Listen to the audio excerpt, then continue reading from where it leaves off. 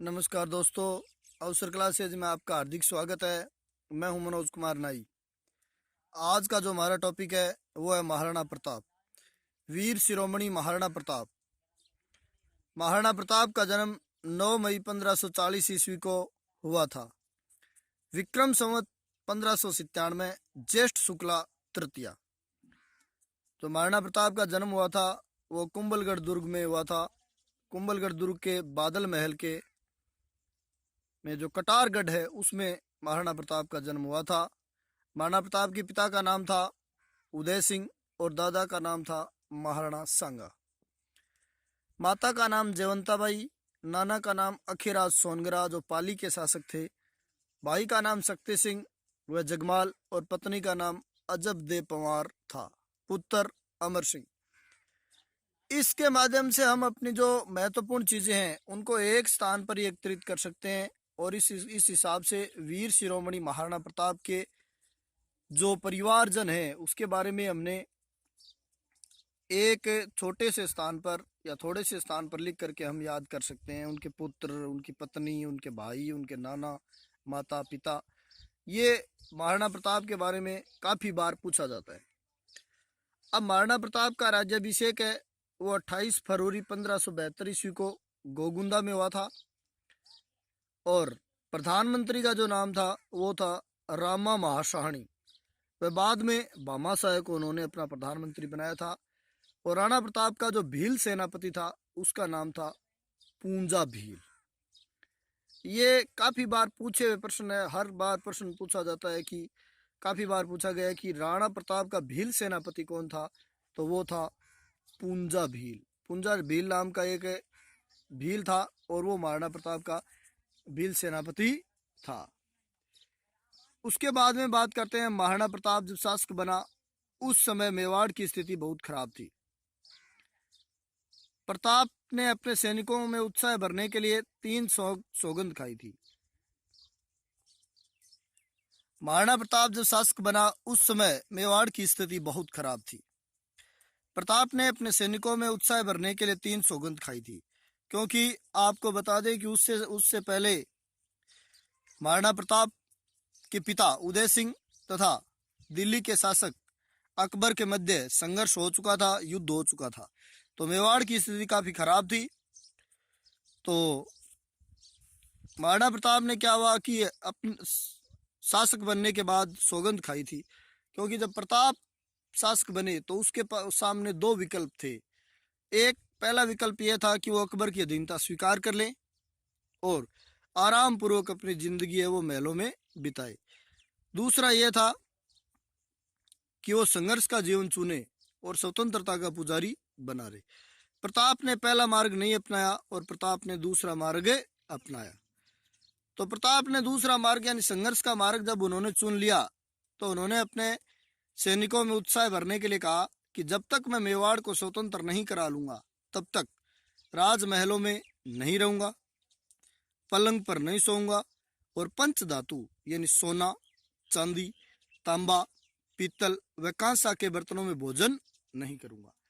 ये जो सौगंध है वो महाराणा प्रताप की उस वीर शिरोमणि बना देती है कि एक शासक जो पलंग पर नहीं सोएगा, बहुत विशाल काय दुनिया के महानतम शासकों की उस पंक्ति में खड़ा कर देते हैं कि मैं पलंग पर नहीं सोऊंगा। अर्थात एक मेवाड़ का शासक, एक रियासत का राजा जो पलंग पर नहीं सोया, जमीन पर सोया, जो राजमहलों में नहीं रहा, जंगलों में रहा और जिन्होंने सोने, चांदी, तांबा, पीतल और कांसे के बर्तनों में भोजन नहीं किया।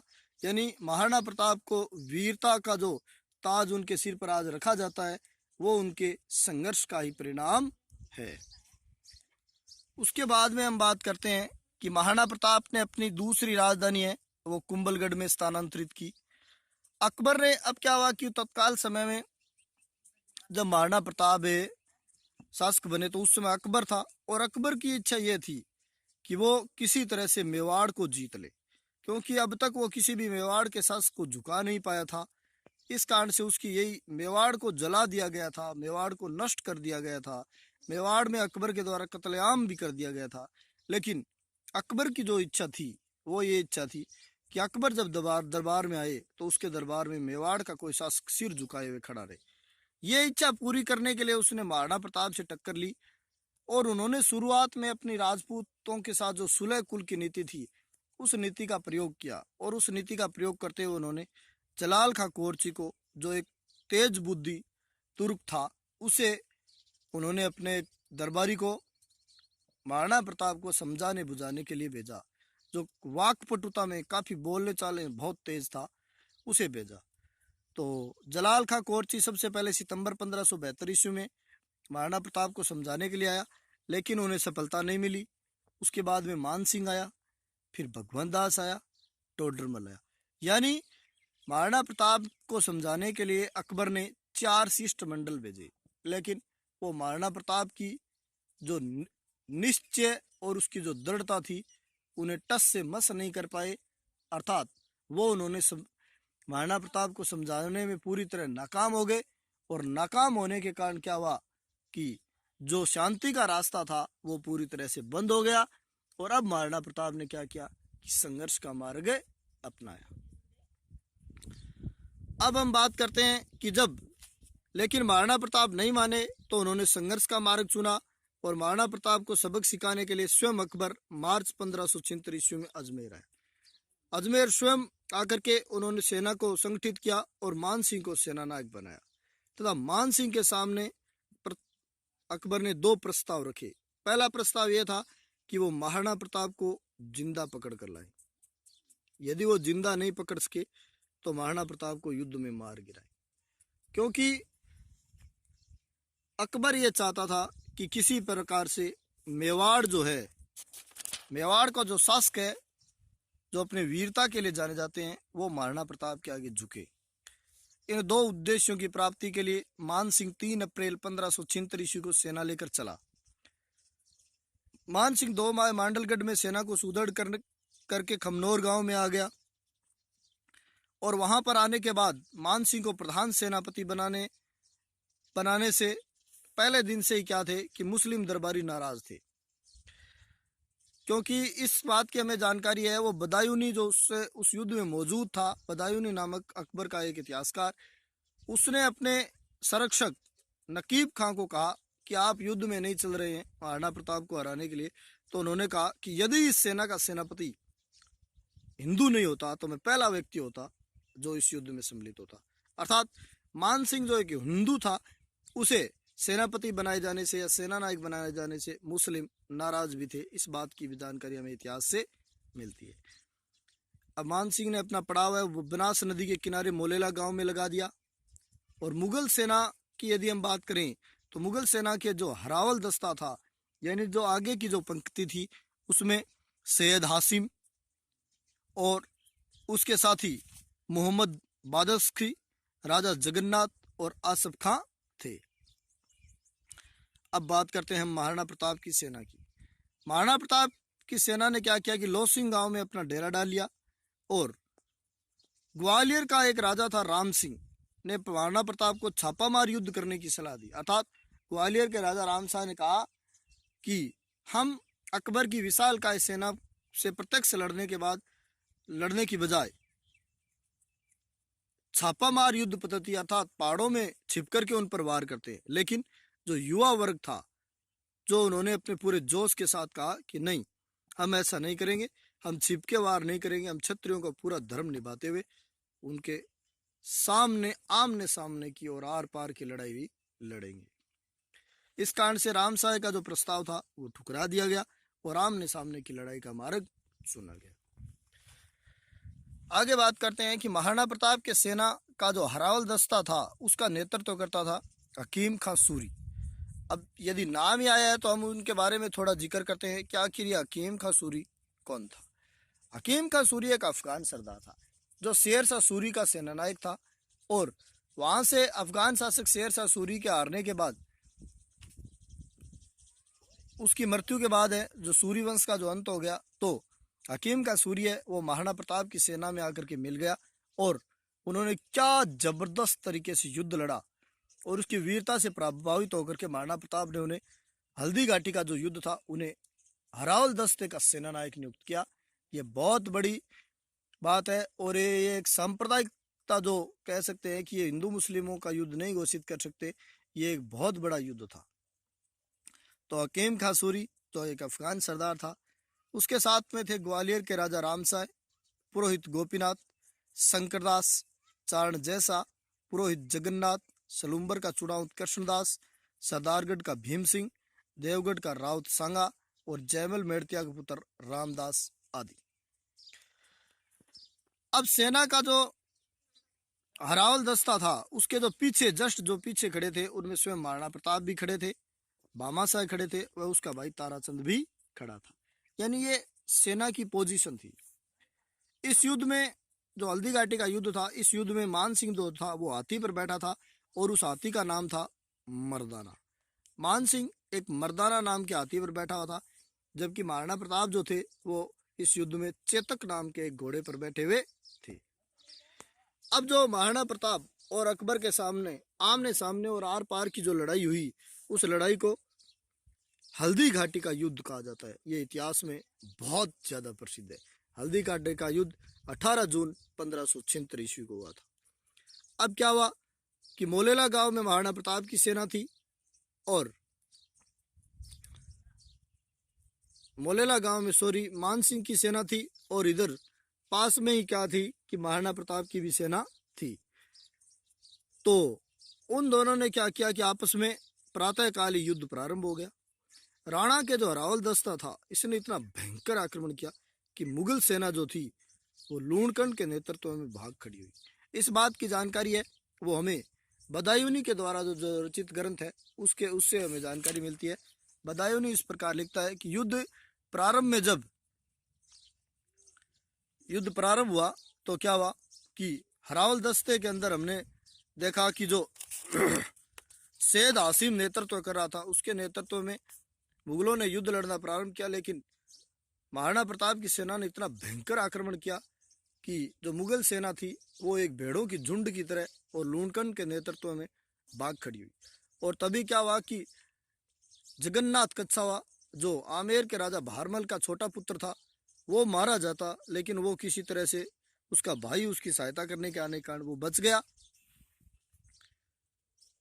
और जो आसफ खां था वो भी अपने घोड़े से गिर पड़ा था, लेकिन वो किसी तरह से संभल करके और वापस चला गया। यानी कि जो सेना खड़ी थी उसके पीछे के भाग में जाकर के खड़ा हो गया।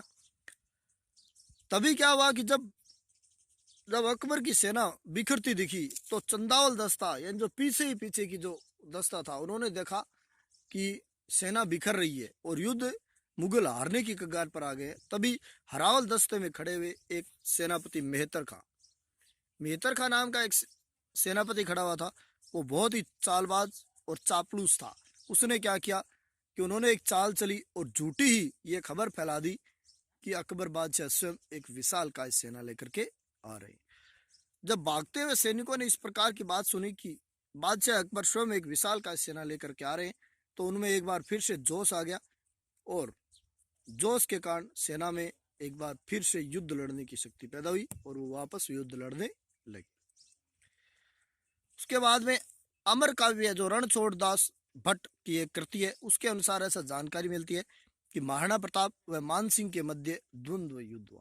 अब क्या हुआ कि तभी महाराणा प्रताप ने अपने घोड़े को आगे बढ़ाया और महाराणा प्रताप का जो घोड़ा चेतक था, उस चेतक के ने अपने अगले दोनों पांव थे वो मान सिंह के मर्दाना हाथी की का जो मस्तक या माथा था उसके ऊपर गड़ा दिए। तभी मान सिंह अपने हाथी पर बैठा हुआ था, तो महाराणा प्रताप ने अपने विशाल काय भाले से जबरदस्त मान सिंह पर आक्रमण किया। लेकिन मान सिंह क्या था, अपने ओहदे में छुप गया। हाथी का जो ओहदा होता है उसमें मान सिंह छुप गया। और एक कहावत है कि जो झुक गया वो बच गया। मान सिंह के साथ वही हुआ। मान सिंह उस हाथी के ऊपर जो ओहदा रखा हुआ था उसमें झुक गया और झुकने के साथ महाराणा प्रताप के भाले से बच गया। लेकिन मान सिंह का माहौत मारा गया और मान सिंह के माहौत के मारे जाने से महाराणा प्रताप ने सोचा कि मान सिंह मारा गया। तभी क्या हुआ कि मान सिंह के हाथी की जो सूंड थी उस पर एक तलवार लगी हुई थी और उस तलवार से चेतक का जो पांव था वो पांव कट गया। पांव कटने के कारण चेतक घायल हो गया। और तभी क्या हुआ कि महाराणा प्रताप को आसपास के सेना ने घेर लिया। जब प्रताप को सेना ने घेर लिया और घिरे हुए प्रताप को देखा, तभी क्या हुआ कि बड़ी सादड़ी के झाला बिद्दा ने आकर के महाराणा प्रताप से अनुरोध किया कि आपका रणभूमि के साथ साथ इस देश के लिए भी जीवित रहना जरूरी है, इसलिए आप ये राज चिन्ह मुझे दे दें और इस मैदान को तुरंत छोड़ दें। महाराणा प्रताप ने ऐसा ही किया और जैसे ही झाला बिद्दा ने राज चिन्ह धारण करते ही उस पर हजारों तलवारें टूट पड़ी और टूटते ही उनकी क्या होगी, मृत्यु हो गई। वो वीर गति को प्राप्त हो गए। लेकिन महाराणा प्रताप है वो रणभूमि छोड़ करके और वहां से आगे जाकर के एक बलीचा गांव के पास एक नाले को पार कर रहे थे, तभी क्या हुआ कि चेतक ने अपना प्राण गंवा दिए और वहीं पर चेतक की मृत्यु हो गई। महाराणा प्रताप और चेतक, जो महाराणा प्रताप का बहुत बड़ा साथी था, उसकी मृत्यु पर महाराणा प्रताप के भी आंखों में आंसू आ गए, ऐसी जानकारी मिलती है। लेकिन चेतक की वहीं पर बलीचा गांव में समाधि दे दी गई। तभी ऐसा कहा जाता है कि बलीचा गांव के पास ही चेतक की मृत्यु हो रही थी, तभी महाराणा प्रताप का जो भाई शक्ति सिंह था, वो जो अकबर के पास शरण में चला गया था, वो महाराणा प्रताप के पास पुणे आ गया और पुणे आकर के उनसे मुलाकात की और अपनी गलती पर क्षमा मांगी। हल्दी घाटी के युद्ध में महाराणा प्रताप की तरफ से झाला बिद्दा, मान सिंह सोनगरा, जयमल मेड़तिया के पुत्र रामदास, ग्वालियर के राम साहब और उसके 3 पुत्र सालीवान, भवानी सिंह, प्रताप सिंह आदि वीर गति को प्राप्त हुए। इन्होंने अपने प्राणों को गंवा दिया। इसके साथ साथ अकबर की तरफ से भी जगन्नाथ कछावा घायल हो गए, वो मारे जाते, लेकिन उनका समय पर बचा लिया गया। अब हल्दी घाटी का युद्ध समाप्त हो गया और महाराणा प्रताप है वो अपने आप को और अपनी सेना को लेकर के पहाड़ों की तरफ चले गए और उन्होंने अपने युद्ध की दिशा है वो पहाड़ों की तरफ मोड़ दी। जब प्रताप की सेना पहाड़ों में चली गई तो मान सिंह ने राणा की सेना का पीछा नहीं किया। अब क्या हुआ कि मान सिंह ने राणा की सेना को पीछा नहीं किया, क्योंकि उसमें जून की भयंकर गर्मी थी और सैनिक भी थके हुए थे और प्रताप घात लगाए बैठा होता, कितना घात कर सकता था इस बात का पता नहीं था। इस युद्ध में अकबर की इच्छा पूर्ण नहीं हुई और अकबर ने क्या हुआ, मान सिंह व आसफ खां को दंडित किया, वह उसकी ढोडी बंद करवा दी, यानी दरबार में आने पर रोक लगा दी। यानी महाराणा प्रताप को उन्हें जिंदा या मुर्दा पकड़ने की जो इच्छा थी वो ही जीत को साबित कर रही थी। अकबर की इच्छा ही जीत थी, अकबर की इच्छा पूरी नहीं हुई और इसी कारण से कई इतिहासकार है वो इस युद्ध में अकबर की हार मानते हैं और वो हार है। मैं भी इस प्रकार की बात को मानता हूँ कि वो हार है। वो हार जो है वो एक मानसिक हार है। अकबर इस युद्ध में हारा जरूर, लेकिन वो मानसिक दृष्टि से हारा। हल्दी घाटी के युद्ध में प्रताप की तरफ से लूणा व राम प्रसाद नाम के हाथियों ने भी भाग लिया था, जबकि अकबर की तरफ से गजमुक्ता व गजराज व मर्दाना नाम के हाथियों ने भाग लिया था। जो हाथियों की लड़ाई है वो भी बहुत जबरदस्त हुई है। राम प्रसाद नाम का जो महाराणा प्रताप के पास जबरदस्त हाथी था, उसका मावत मारे जाने के कारण मुस्लिमों ने उसे पकड़ लिया, मुगल सेना ने, और उसका नाम बाद में पीर प्रसाद कर दिया। अब हल्दी घाटी का युद्ध जो समाप्त हो गया और हल्दी घाटी के युद्ध के बाद में अकबर व महाराणा प्रताप के मध्य जो संघर्ष हुआ वो संघर्ष इतना ज्यादा महत्वपूर्ण नहीं हुआ। उसके बाद धीरे धीरे महाराणा प्रताप भी क्या हुआ, अकबर पे भारी की पड़ते रहे। शाहबाज खां ने 3 बार अभियान किया, 1577 में, 78 में और 79 में, लेकिन उसे सफलता नहीं मिली। दिवेर का युद्ध इतिहास में प्रसिद्ध है, जिसे मेवाड़ का मैराथन भी कहा जाता है। ये 1582 ईस्वी में हुआ था। महाराणा प्रताप व अकबर के चाचा सुल्तान खां के मध्य हुआ था, जिसमें प्रताप जीता था। अब क्या हुआ कि धीरे धीरे महाराणा प्रताप ने दिवेर का युद्ध जीतने के साथ ही धीरे धीरे लगभग मुगल थानों को जीत लिया और उस पर अधिकार कर लिया। इस युद्ध में कहा जाता है कि इस युद्ध में महाराणा प्रताप के पुत्र अमर सिंह ने इतनी भयंकर तरीके से भाले से वार किया कि वो भाला सुल्तान खां को बींधता हुआ, घोड़े को बींधता हुआ एक स्टेच्यू बन गया और उस दृश्य को देख करके मुगल सैनिक भाग खड़े हुए। तो इस बात से हम जो महाराणा प्रताप के पुत्र हैं उसकी शक्ति का अंदाजा लगा सकते हैं कि उन्होंने कितनी खतरनाक तरीके से वार किया था। उसके बाद अब्दुल रहीम खान खाना ने 1580 ईस्वी में महाराणा प्रताप पर हमला किया, लेकिन उसे सफलता नहीं मिली। इस अब्दुल रहीम खान खाना ने जब हमला किया उसके बारे में जब हम विस्तार पूर्वक अध्ययन करते हैं तब हमें पता चलता है कि महाराणा प्रताप न केवल एक वीर योद्धा था, जबकि एक वह स्त्रियों का सम्मान करने वाला, वह धर्म का रक्षक भी था। अब हुआ कुछ यूं कि अब्दुल रहीम खान खाना पर अधिकार युद्ध करते हुए क्या हुआ कि महाराणा प्रताप के पुत्र अमर सिंह को अब्दुल रहीम खान खाना का परिवार यानी उसकी बेगमें यानी उनकी पत्नियां मिली। तो अमर सिंह क्या थे कि उस समय युवा थे, तो उन्होंने क्या किया कि अब्दुल रहीम खान खाना की बेगमों को उठा लिया और महाराणा प्रताप के पास ले गए। महाराणा प्रताप ने अमर सिंह से कहा कि तुरंत अभी के अभी इसी समय इन औरतों को अब्दुल रहीम खान खाना के पास छोड़ के आए। ऐसा निर्णय लेने वाला एक महान शासक हो सकता है जिसके बारे में बिल्कुल भी हम संदेह नहीं कर सकते, जो स्त्रियों का सम्मान करने वाला, धर्म की रक्षा करने वाला, नियत प्रवार नहीं करने वाला जो शासक था वो महाराणा प्रताप ही था। उसके बाद में जगन्नाथ कच्छावा ने 6 दिसंबर 1584 ईस्वी पर फिर से महाराणा प्रताप पर अधिकार करने के लिए आक्रमण किया, परंतु इसे भी कोई खास सफलता नहीं मिली। 1584 से लेकर के और महाराणा प्रताप की मृत्यु 19 जनवरी 1597 तक के जो साल हैं, उस दौरान क्या हुआ कि महाराणा प्रताप और अकबर के मध्य एक अघोषित संधि कह सकते हैं उसे, जिसमें कोई घोषणा नहीं हुई। अकबर ने महाराणा प्रताप की तरफ ध्यान देना ही छोड़ दिया और ये एक महाराणा प्रताप की विजय की घोषणा करता है। इस प्रकार का जो घटनाएं हुई उसी दौरान क्या हुआ कि 19 जनवरी 1597 ईस्वी को धनुष पर प्रतंजा चढ़ाते हुए महाराणा प्रतंजा के टूटने से घायल होने के कारण महाराणा प्रताप की मृत्यु हो गई। उसी के साथ वीर शिरोमणि महाराणा प्रताप का जो ये अध्याय है वो सदा सदा के लिए इतिहास में अमर हो गया और उनकी छतरी है वो बाडोली गांव उदयपुर में, वहीं पर उसकी समाधि या अग्नि संस्कार उनका कर दिया गया। अब महाराणा प्रताप के साथ साथ जो मेवाड़ के शासक इतने वीर क्यों हुए हैं, क्योंकि मेवाड़ का जो ध्येय वाक्य रहा है वो ये रहा है कि जो दृढ़ राखे धर्म को तिहि राखे करता, अर्थात जो धर्म की रक्षा करता है, धर्म को दृढ़ता से पालन करता है, उन्हीं को रक्षा भगवान करता है। इस प्रकार का जो मेवाड़ का ध्येय वाक्य है ये वीरता को प्रकट करने वाला। आज की इस वीडियो में इतना।